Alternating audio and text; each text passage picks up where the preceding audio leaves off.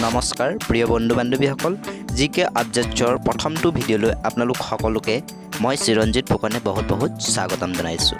প্ৰিয় বন্ধু বান্ধৱীসকল আজি মই এই ভিডিঅ'টোৰ জৰিয়তে অসমৰ বিভিন্ন বিভাগৰ চাকৰিসমূহৰ লিখিত পৰীক্ষাত আহিবলগীয়া কেইটামান সাধাৰণ জ্ঞানৰ প্ৰশ্ন উত্তৰৰ ওপৰত আলোচনা কৰিবলৈ ওলাইছোঁ। তেন্তে হওক পলম নকৰি ভিডিঅ'টো আৰম্ভ কৰোঁ। প্ৰিয় বন্ধু বান্ধৱীসকল আজি সাধাৰণ জ্ঞানৰ প্ৰথমটো প্ৰশ্ন হৈছে অসমৰ প্ৰথমগৰাকী চৰকাৰী চাকৰিয়ালৰ নাম কি?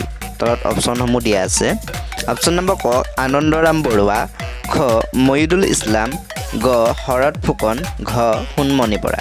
প্ৰিয় বন্ধু বান্ধৱীসকল ইয়াৰে শুদ্ধ উত্তৰটো হ'ব অপশ্যন নম্বৰ ক আনন্দৰাম বৰুৱা। কুৱেশ্যন নম্বৰ 2 ৰাষ্ট্ৰীয় বঁটা প্ৰাপক দেৱজিৎ চাংমাই কোনটো পেছাৰ সৈতে জড়িত?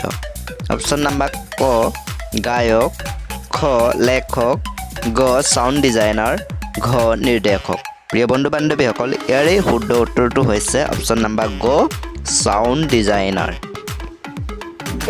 কুৱেশ্যন নং 3 সাহিত্য অকাডেমী বঁটা প্ৰাপ্ত গ্ৰন্থ দেও লাংখুইৰ ৰচক কোন?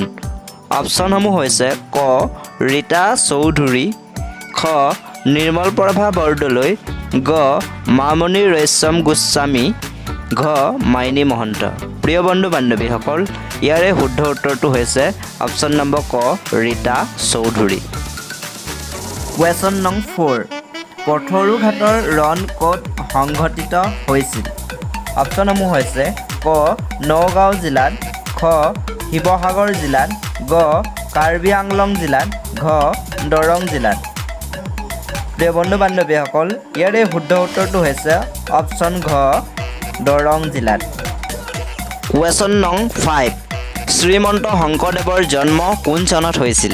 অপশ্যনসমূহ হৈছে ক 1939 খ্ৰীষ্টাব্দত, খ 1449 খ্ৰীষ্টাব্দত, গ 1559 খ্ৰীষ্টাব্দত, ঘ 1669 খ্ৰীষ্টাব্দত।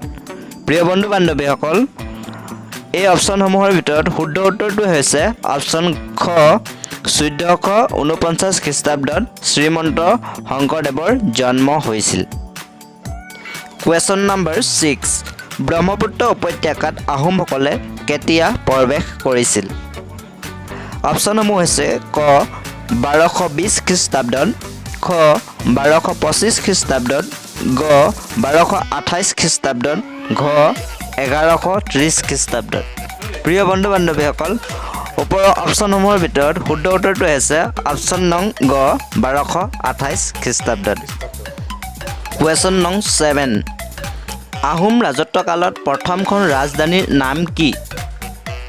অপশ্যনসমূহ হৈছে ক গোসাইগাঁও, খ ৰংপুৰ, গ চৰাইদেউ, ঘ নলবাৰী।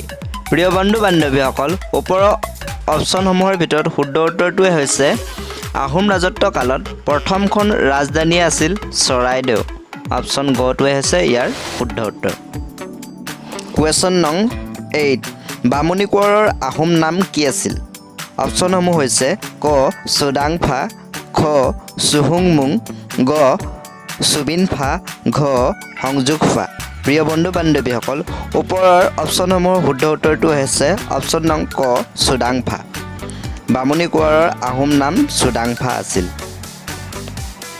কুৱেশ্যন নম্বৰ 9 অসমৰ কোনখন বিশ্ববিদ্যালয়ত ৰেডিঅ'ৰ প্ৰচলন পোনপ্ৰথমে হৈছিল? অপশ্যনসমূহ হৈছে ক গুৱাহাটী বিশ্ববিদ্যালয়, খ ডিব্ৰুগড় বিশ্ববিদ্যালয়, গ অসম বিশ্ববিদ্যালয়, ঘ কৃষ্ণকান্ত সন্দিকৈ ৰাজ্যিক মুক্ত বিশ্ববিদ্যালয়। প্ৰিয় বন্ধু বান্ধৱীসকল ওপৰৰ অপশ্যনসমূহৰ শুদ্ধ উত্তৰটো হৈছে অপশ্যন ঘ কৃষ্ণকান্ত সন্দিকৈ ৰাজ্যিক মুক্ত বিশ্ববিদ্যালয়।